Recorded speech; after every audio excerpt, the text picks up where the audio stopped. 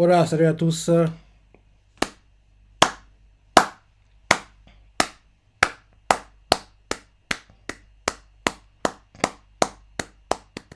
Très bon, je dis bien très bon chapitre de Kingdom cette semaine. Ah, Sensei, comme d'hab, il ne déçoit pas.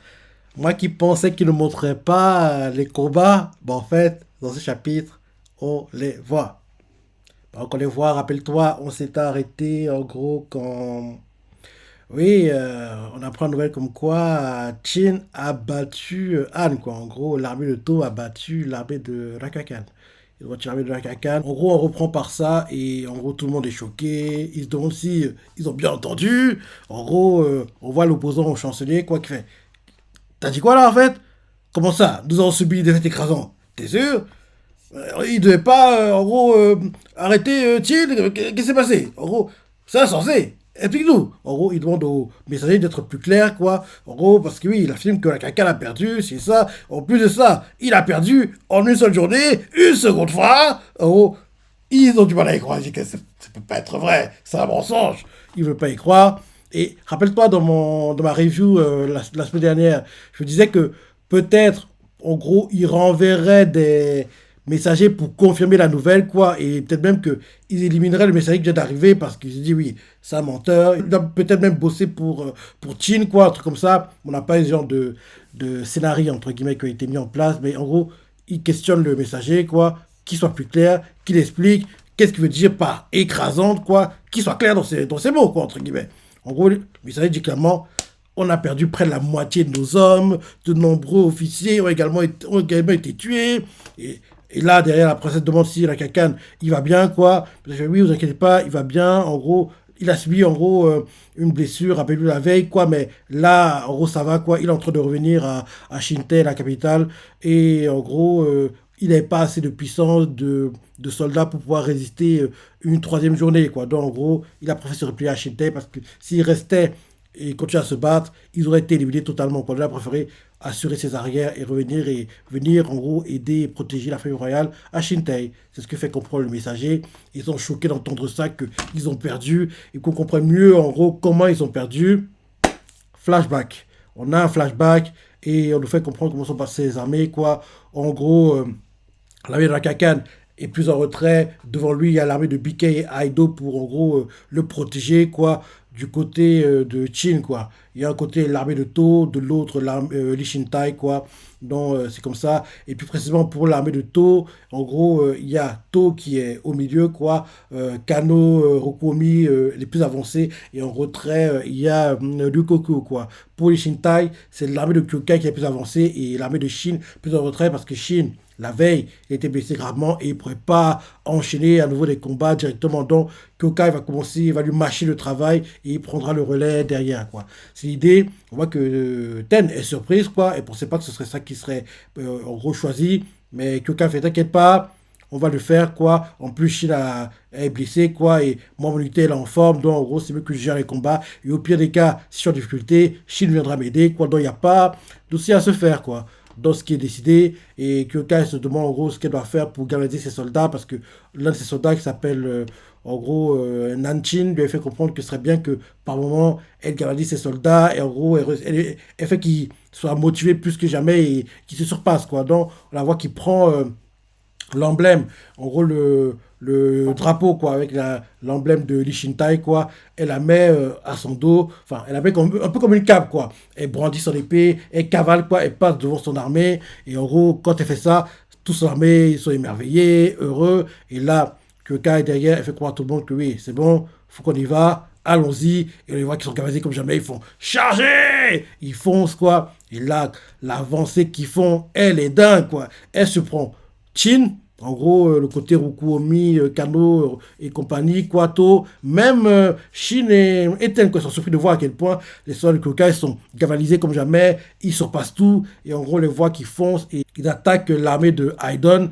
et ils sont pris au dépourvu, l'armée de Haidon, quoi, et on voit que l'armée de Kukai avance, avance, ils font un carnage, derrière de son côté, Toi aussi, il envoie son armée quoi, pour attaquer BK, mais lui, il ne fait pas ce que Kyokai a fait. En gros, il ne gavalise pas ses soldats comme des fous. En plus de ça, il s'arrange à ce que, en première ligne, ce soit les rookies qui viennent de recruter, qui se battent comme ça. Ces soldats-là vont gagner en expérience parce que le premier jour, ils étaient un peu tétanisés, ils ont galéré, mais là, vu ce deuxième jour, quoi, entre guillemets, ils sont vaccinés. Donc, maintenant, ils pourront en gros gagner en expérience et en gros comprendre comment se passent les combats, quoi. Donc, en gros, ces soldats-là sont envoyés en première ligne, quoi, et en gros, tout les galvanisent pas parce que c'est pas le moment de le faire. Et en gros, ça arrange à ce qu'ils se battent, ils gagnent des combats et ils n'ont plus aussi peur qu'avant. Donc, en gros, ça se passe plutôt bien, ils avancent, avancent. L'armée de Han n'arrive pas à avancer, quoi. Ils galèrent. Et on voit qu'au fur et à mesure que ça avance, les soldats de Kyokai fatiguent parce que oui, ils ne pourraient pas continuer à être motivés comme ça, quoi. Donc, après qu'ils soient fatigués, Kyokai leur fait comprendre qu'on se repose. Derrière, Shin prend le relais. Il attaque aussi, fait le ménage, et dès qu'il est remarqué, quoi, tous les soldats veulent en gros l'éliminer parce que, faut oublier, il a éliminé Akokoku, et en plus de ça, Rakakan s'est arrangé à ce que les soldats en première ligne, quoi, ce sont les soldats survivants de l'armée d'Akokoku. Donc, en gros, le fait qu'ils voient Chine, ils ont une haine contre lui, ils veulent l'éliminer, quoi. Donc, ils se focus sur Chine. En se concentrant sur Chine, justement, ça crée une brèche pour Kyokai. Elle se fraye sur la brèche qui a été créée parce qu'ils étaient obnubilés par Chine. Ils ont laissé des espaces, quoi. Kyokai en profite pour foncer et atteindre, en gros, le général ennemi qu'elle veut éliminer, quoi. Elle avance, il faut le ménage, il continue d'avancer sans trop de problèmes, quoi. Et là, Kyokai réussit à prendre la tête en gros, de Idon, quoi. Il réussit à lui prendre la tête, quoi, il réussit à l'éliminer. C'est anonyme sur le papier, mais vu qu'en gros, à la sensei, là, un peu vendu, entre guillemets, comme quoi c'est un général très défensif, injouable, pas facile à battre, si et ça, il a un peu vendu, mais oui, c'est anonyme, quoi. C'est anonyme, quoi. Donc, il prend sa tête, tout le monde est choqué, et le fait qu'il prenne sa tête aussitôt, ça force Tôt à accélérer son plan, quoi. De lui aussi, il fait pareil, et c'est un gars de l'armée de Rukobi qui prend la tête du général BK, quoi, de Han. Donc, dès que c'est fait, en gros, la Kakane comprend qu'il ne peut plus avancer, quoi. Et justement, il y a Goku qui vient le voir, lui fait comprendre que on ne peut pas continuer comme ça. Faut qu'en gros, on se replie parce que si on continue à se battre, on va être éliminé aussi. Donc, sauvons ce qui peut être sauvé, quoi. Et retournons à Shintei. Il veut pas le faire, le Kakan, mais il n'a pas le choix, donc il accepte. Donc, après ça, on revient au présent. On nous montre au palais. On voit qu'au palais, après qu'on ait vu ce flashback, ils sont tous en état de choc. Ils ont peur. L'armée de Tilt va arriver. C'est ça. Ils veulent pas mourir. Et on voit l'opposant au chancelier Cho, quoi. Lui, directement, il fait.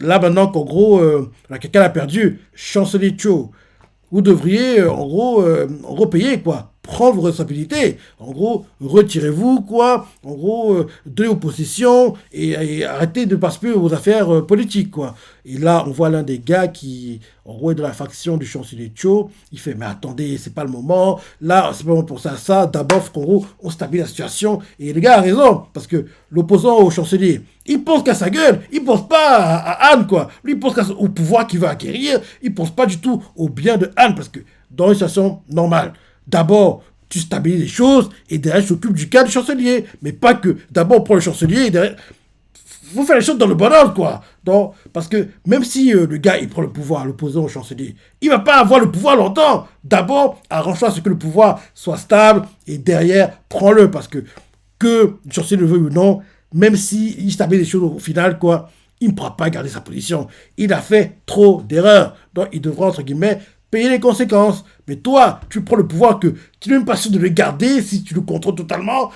Attends que les choses soient stables et après prends-le parce que tout le monde, même les gars du chancelier, quoi, même si aussi ça stabilise la situation, ils devront se rendre l'évidence qu'ils ont fait trop d'erreurs et les garder, entre guillemets, au pouvoir, quoi. Et ça, les erreurs vont continuer à se reproduire, quoi. Donc, c'est mieux de donner le pouvoir à quelqu'un d'autre, voir ce qu'il peut faire, s'il peut faire mieux ou pas. Parce que toi, tu as la possibilité, t'as pas été assez bon, entre guillemets.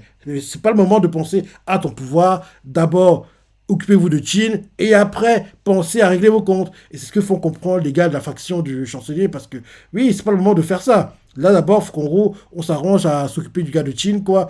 Et après ça, on pourra, en gros, vous laisser prendre le contrôle si vous voulez, quoi. On voit même qu'il y a d'autres personnes qui se disent que le cas du chancelier n'est pas important actuellement, mais il y a un autre truc plus important, s'occuper de la suite. Les cas du chancelier, qu'est-ce que je veux pas s'occuper de la suite? En gros, eux, ils veulent se rendre. Ils se disent que, en gros, il faut qu'on se rende, quoi. On essaie de trouver un accord avec Qin. On voit qu'il y a une autre faction des nobles qui, à la base, ne sont pas. En gros, ne font pas partie de la vie politique, quoi, mais ils ont un pouvoir important à Han, quoi. Eux, ils se disent que, vu qu'en gros, Shintai est sur le point de s'écrouler, de tomber, en gros, faut qu'on fuit, quoi. En gros, nous et nos familles, on va quitter le palais, on va quitter Shintai, aller se réfugier à Shu, parce qu'on a de la famille là-bas. Et en gros, vu qu'en gros, Anne est sur le point d'être détruit. Donc, mieux qu'en gros, on sort le troupeau et on part. Et là, les ministres font, mais qu'est-ce que tu veux dire par là? Tu fuis. En plus, le gars qui part, c'est un noble important qui a des liens avec la famille royale, quoi. Et on voit que la princesse, elle n'est pas contente que quoi. Donc, quand le pays, l'État en difficulté, tu veux fuir, tu penses pas au peu, tu penses qu'à ta peau, c'est ça. Et le gars fait, justement, je pense qu'à ma peau, parce que vu que je fais partie de la famille royale, il faut qu'en gros, une partie de la famille royale survive, vu que le roi, il ne peut pas quitter Shintai, c'est le roi, donc il doit rester, entre guillemets, mais les autres membres de la famille royale, quoi, peuvent sauver leur peau et partir et faire qu'en gros, des membres de la famille royale, quoi, survivent en gros, à l'écroulement, à la destruction de Han, quoi. Vu que le roi, lui, ne peut pas le faire, d'autres peuvent, et comme ça, ils vont peut-être plus tard, s'ils ont la possibilité, essayer de recréer Han, mais il faut qu'il survive, quoi, et il faut qu'il parte. La princesse ne veut pas entendre ça, elle se dit, vous avez tort, c'est ça, vous n'avez pas honte, tout le tralala, et le gars fait, silence! En gros, toi, tu peux rester là, mais nous, on peut partir. Le roi, il doit rester, il a des obligations, quoi. Mais nous, on peut partir, il faut qu'on sauve notre famille, quoi. En gros, ce serait même notre devoir. Tu ne devrais pas t'énerver, tu devrais être contente qu'on veut sauver des membres de la famille royale, quoi. Et permettre peut-être à Anne de se relever plus tard. Donc, en gros, laisse-nous partir. Et toi, reste ici. Et en gros, là, le fait que tu te comportes comme ça, c'est en gros, t'es plutôt stupide et candide, quoi. En gros, il faut que tu penses au futur. Et là, derrière, en gros, on voit d'autres qui se disent qu'ils pourraient négocier avec Qin, quoi. Alors là, on voit le gars qui est opposant au chancelier qui fait t'es sérieux, négocier? Et le gars qui pense ça fait oui, c'est ça. En gros, si on leur dit qu'on leur donne tout l'ouest de Han, quoi, jusqu'à Shintai, ils seraient OK, en gros, je pense. Et là, un autre fait la paix avec Qin, vous rêvez ou quoi? C'est eux qui ont lancé la guerre, quoi. Et en plus, leur but, c'est pas juste de récupérer une partie de Han, c'est de faire que Han soit totalement, en gros, partie intégrante de Qin, quoi. Donc, on peut pas négocier avec eux. Donc, arrêtez de rêver, quoi. Vous êtes idiots, quoi. La paix, en gros, négocier, ça ne marchera pas. La paix est impossible. Vous rêvez beaucoup. Et là, ils commencent à s'engueuler, à se battre. On voit qu'il y en a certains qui veulent attaquer le chancelier, le tabasser. Ils font oui, vous avez fait trop d'erreurs, quittez là, bouclez là, c'est ça, c'est votre faute. On voit tellement que ça vient du grand n'importe quoi. Et quand ça se déroule, on voit le roi qui veut prendre la parole, mais il est trop timide, quoi. Il est trop intimidé par ses ministres. Donc il fait du calme, mais il ne dit pas assez fort. La princesse, elle, on a marre, elle fait ça suffit. Si vous persistez, vous entre-déchirez, Anne sera véritablement condamnée. On va arrêter, en gros, de penser qu'à vous, pour vos intérêts perso, pensez à Anne, quoi. Donc, en gros, elle fait oui, là, c'est nous actuellement qui devons décider du peuple, c'est notre devoir, on doit les protéger. Si ce n'est pas votre ambition, mais qu'est-ce que vous faites dans cette pièce alors? En gros, à quoi ça vous sert d'être ministre si vous ne pouvez même pas décider pour, en gros, les civils? La priorité actuellement, c'est pas décider qui est le coupable ou, en gros, trouver l'échappatoire et devrait de s'unir et trouver un plan pour résister à l'armée de Chine et défendre la capitale. En gros, la présidente dit ça pour faire comprendre au ministre que là, leurs priorités ne sont pas les bonnes, quoi, entre guillemets. Et là, quand, en gros, ils s'engueulent comme ça, des messagers arrivent, les problèmes s'accumulent. Et là, ils font oui, mais c'est important, oui, une émeute a éclaté au palais. En plus de ça, l'émeute, elle est encore mineure actuellement, mais on voit qu'il y a beaucoup de départs, quoi, de feux qui en gros continuent à grandir, et le peuple se rassemble vers les différentes portes de la ville, quoi. Ils veulent sortir. On nous rappelle qu'il y a aussi des altercations avec les gardiens, quoi, pour sortir. Et justement, on voit la scène, quoi. Les civils font ouvrez les portes, laissez-nous partir. On sait que l'armée a perdu, l'armée de Chine arrive. J'ai des enfants dans bas âge, je veux pas mourir, c'est ça. Et là, derrière, les soldats font désolé, on peut pas ouvrir les portes, rentrez chez vous immédiatement. Les civils, ils veulent pas entendre ça. Il y en a qui en a marre, il fait trop, c'est trop. Brûlez les portes. Brûlez les portes. En gros, il ne veut pas écouter. On va forcer le passage. Donc, on voit que l'anarchie s'installe. L'anarchie s'installe. Et c'est pas bon. C'est pas bon. Et j'ai hâte de voir comment la princesse va essayer d'arranger ce problème. Parce que tout l'avait prévenu, hein. Il avait prévenu que plus ils tarderont à prendre les bonnes décisions, plus le peuple va souffrir. Et là, c'est en train de commencer parce que les soldats, qu'ils veulent ou non, ils ne vont pas laisser marcher dessus. Donc, si les civils commencent à attaquer, ils vont contre-attaquer. Donc, ils vont commencer à massacrer les civils. Bref.